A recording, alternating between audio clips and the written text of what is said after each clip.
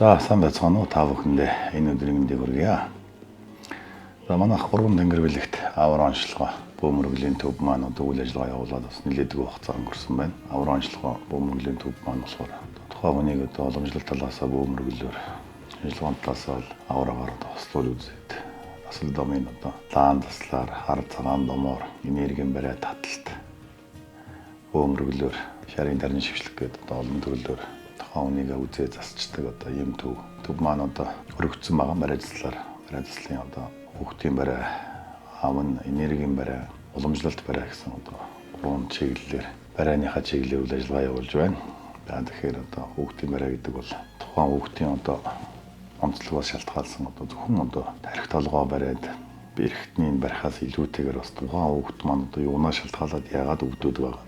Амархан яагаад гэмтээд бэртээд байгаа. Одоо тарихад дөргөцсөн хүүхд эсэг өж байгаа дахиад нэг бараг 7 хоноод нэг тархинд орхичдаг хүүхдүүд бас байдаг.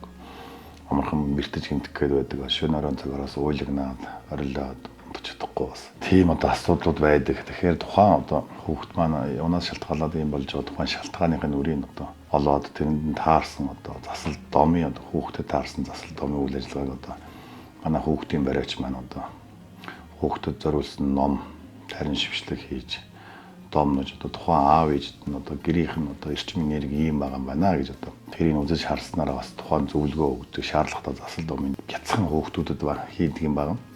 Тэгэхээр одоо энергийн барай гэдэг маань болохоор манай энергийн барайч хүн маань болохоор 7 сууган дээр одоо хүн болгоно одоо 7 сууг гэж байдаг.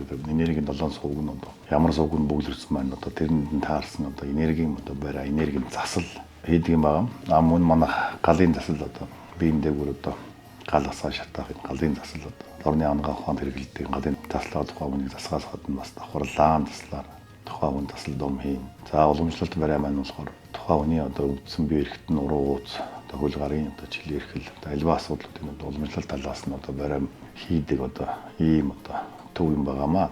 Үйл ажиллагаа өргөжүүлээд одоо үйлчлүүлэгч та бүхэндээ одоо эдгээрийг дуулах та стата байна. Анхаарал тавьсан баярлалаа та бүхэнд.